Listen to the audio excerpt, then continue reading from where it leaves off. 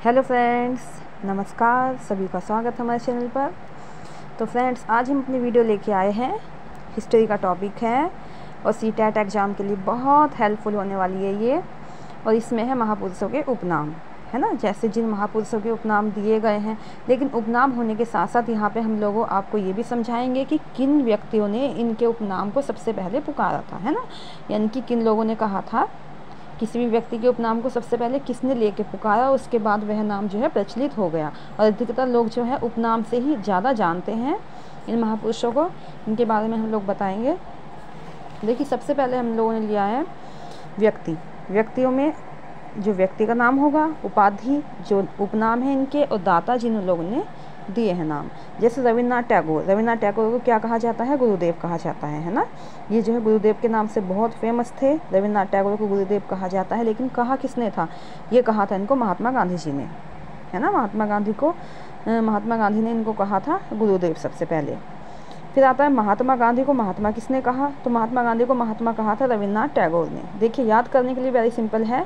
यानी कि महात्मा गांधी ने रविन्द्रनाथ टैगोर को उपाधि दी और रविन्द्रनाथ टैगोर जी ने महात्मा गांधी जी को उपाधि दी, है ना।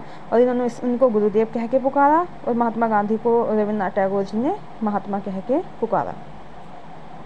अब देखिए, नेक्स्ट हमारा आता है सुभाष चंद्र बोस को नेताजी किसने कहा? सुभाष चंद्र बोस को नेताजी कहा था एडोल्फ हिटलर ने, है ना। जो हिटलर हुए हैं, बहुत दमदार व्यक्ति थे हिटलर। और हिटलर के नाम से माना जाता है कि जो हिटलर होता था, उनका इतना प्रकोप था उस समय ज़माने में कि छोटा बच्चा भी अगर रोता था तो माँ उसको ये कह के डराती थी कि रोना मत, नहीं तो हिटलर आ जाएगा। तो सुना जाता है कि वह बच्चा चुप हो जाता था। यानी कि एडोल्फ हिटलर जो है बहुत दमदार व्यक्ति था।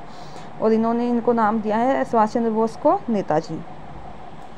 फिर नेक्स्ट हमारा देखिए वल्लभ भाई पटेल एक बहुत ही अच्छे व्यक्ति थे। इन्होंने बहुत ही महिलाओं के क्या कहते हैं सुधार में बहुत योगदान दिया है। महिलाओं के भले के बहुत कार्यक्रम किए थे इन्होंने बहुत महिलाओं को जो है प्रोत्साहन किया था। तो वल्लभ भाई पटेल को सरदार की उपाधि दी थी, किन्होंने दी थी? बारदोले की महिलाओं ने, है ना। बारदोले में एक आंदोलन हुआ था, उसके तहत जो है महिलाओं ने इनके राखी बांधी थी आंदोलन समाप्ति के बाद, क्योंकि इन्होंने बहुत सी महिलाओं की जो है सुरक्षा की थी वहाँ पे। और सुरक्षा के चलते ही महिलाओं ने इनको भाई कहकर पुकारा और इनके राखी बांधी हाथ में और इनको जो है सरदार की उपाधि दी थी, है ना। ये एक छोटी कहानी है इनके बारे में। तो वल्लभ भाई पटेल को क्या कहा था? सरदार। और किसने कहा था? बारदोली की महिलाओं ने। बारदोली एक जगह है। फिर आगे देखिएगा डॉक्टर राजेंद्र प्रसाद, है ना। डॉक्टर राजेंद्र प्रसाद जो हमारे देश के प्रथम राष्ट्रपति थे, डॉक्टर राजेंद्र प्रसाद। तो उनको कहा था देश रत्न और अजातशत्रु कहा गया है, लेकिन किसने कहा था? इनको कहा था गांधी जी ने, है ना। देश रत्न और अजातशत्रु किसने कहा था? गांधी जी ने कहा था। और किन को कहा था? ये कहा था डॉक्टर राजेंद्र प्रसाद को, ठीक है। अब आगे आते हैं मोहम्मद अली जिन्ना, है ना। मोहम्मद अली जिन्ना आगे आते हैं। अब इनको क्या कहा गया है? इनको कहा गया है कायदे आजम। क्या कहा गया है? कायदे आजम। इनको कायदे आजम कहा गया है। और ये जो है गांधी जी ने इनको कहा था। इनको सबसे पहले ये नाम किसने दिया था? ये कहा था गांधी जी ने, ठीक है। अब देखिए, नेक्स्ट हमारा है सुभाष चंद्र बोस को देश नायक किसने कहा था? सुभाष चंद्र बोस को नेताजी कहा था एडोल्फ हिटलर ने, और सुभाष चंद्र बोस को देश नायक कहा था रविन्द्रनाथ टैगोर ने, है ना। इनको देश नायक के नाम से भी जाना जाता है, क्योंकि इन्होंने जो अपने भारत देश के लिए बहुत योगदान दिए हैं, अपने आंदोलन चला के, है ना, लोगों को जागरूक करके बहुत ज़्यादा अपनी भूमिका निभाई है। तो इसीलिए इनको देश नायक भी कहा गया, यानी कि देश का नायक, एक जिम्मेदार नागरिक। अब देखिए, अगला आता है हमारा स्वामी विवेकानंद जिन्होंने आर्य समाज की स्थापना की थी। बहुत अच्छे व्यक्तित्व के व्यक्ति थे। और स्वामी विवेकानंद ने जो है कहते हैं ना, वैदिक सभ्यता को बहुत आगे पहुंचाया। वैदिक सभ्यता के विभिन्न भागों को जो है इन्होंने विस्तृत जानकारी दी लोगों को। विभिन्न प्रकार की पुस्तकें लिखी, जैसे इनकी पुस्तक का नाम था सत्यार्थ प्रकाश। बहुत प्रसिद्ध पुस्तक थी और बहुत अच्छी भी है। स्वामी विवेकानंद जो है वो जो क्या कहते हैं कि आर्य समाज की स्थापना दयानंद सरस्वती ने की थी। विवेकानंद ने राधा कृष्ण मिशन की स्थापना की थी, ठीक है। स्वामी विवेकानंद हुए थे वो। अब देखिए, स्वामी विवेकानंद को विवेकानंद किसने कहा था? ये कहा था महाराजा खेतड़ी ने, जो खेतड़ी के महाराजा थे उन्होंने इनको विवेकानंद कहा था। और देखिए विवेकानंद का मतलब क्या होता है, विवेकानंद यानी कि विवेक में आनंद। और विवेक का मतलब होता है जो विवेकी व्यक्ति होता है, शांत स्वभाव का व्यक्ति होता है, एकदम सिंपल और शांत स्वभाव का व्यक्ति होता है, उसे बिल्कुल भी क्रोध नहीं आता है और चंचल प्रवृत्ति नहीं होती है उसकी, बहुत विवेक उसका उज्ज्वल होता है, उसे कहते हैं विवेकानंद, यानी कि अपनी शांति में ही मगन रहने वाला व्यक्ति। अब देखिए नेक्स्ट आता है हमारा महात्मा गांधी।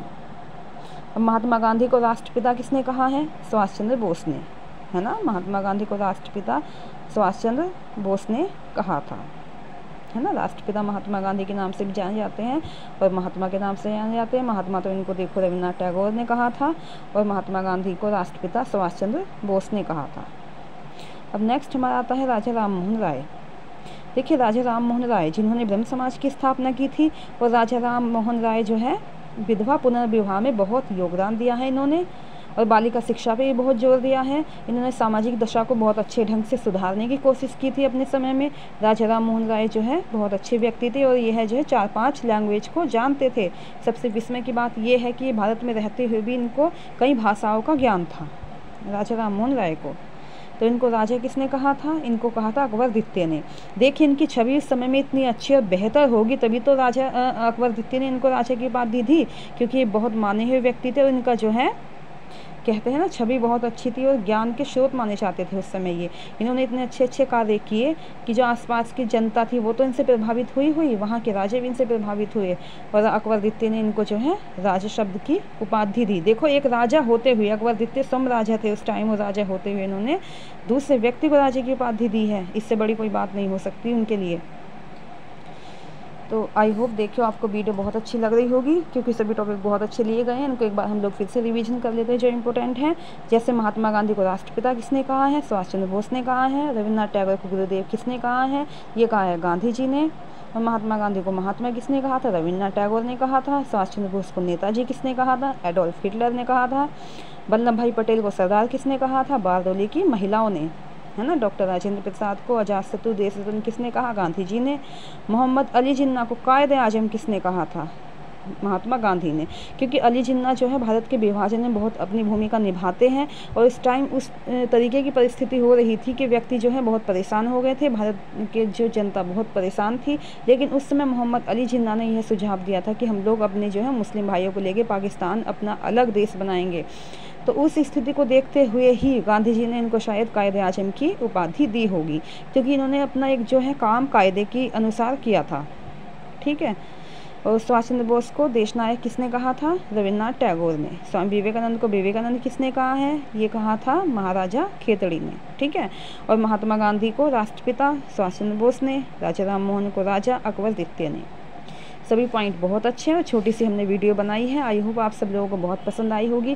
देखो कभी भी हम लोग सोचते हैं कि हम लोग बड़ी वीडियो देखें, बड़ा पढ़ें, बड़ी बुक को निकालें, लेकिन हमेशा ही जब तक आप छोटे छोटे टुकड़ों में उसको नहीं पढ़ेंगे ना, तब तक वो अच्छे समझ में नहीं आती है चीज़ें। क्योंकि कहते हैं ना जैसे हमारा भोजन होता है, खाना होता है, हम लोग चाहते हैं कि बहुत सारा हम लोग एक बार में खा लेंगे, लेकिन हम लोग खा नहीं पाते, और खा भी लिया हमने बाय द वे तो वो हमारे पेट में डाइजेस्ट नहीं हो पाता है।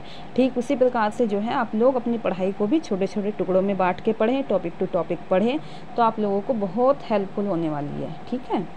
क्योंकि हम छोटी चीज़ को जब अपने समय में छोटी छोटी चीज़ों को पढ़ेंगे, उसको रिवीजन करेंगे, तो वो हमारे लिए बहुत अच्छी इमेज बनेगी माइंड में, और फिर वो हम एकदम से जल्दी से नहीं भूल पाते हैं उन चीज़ों को। लेकिन अगर हम किसी भी चीज़ को बहुत अधिक मात्रा में पढ़ेंगे, माना हमने बुक उठाई और बुक के जो 2-3 टॉपिक हमने पढ़ डाले, लेकिन वो हमारे माइंड में ज़्यादा देर नहीं रुक पाएगी, है ना, क्योंकि हमने एक साथ बहुत ज़्यादा पढ़ लिया होता है।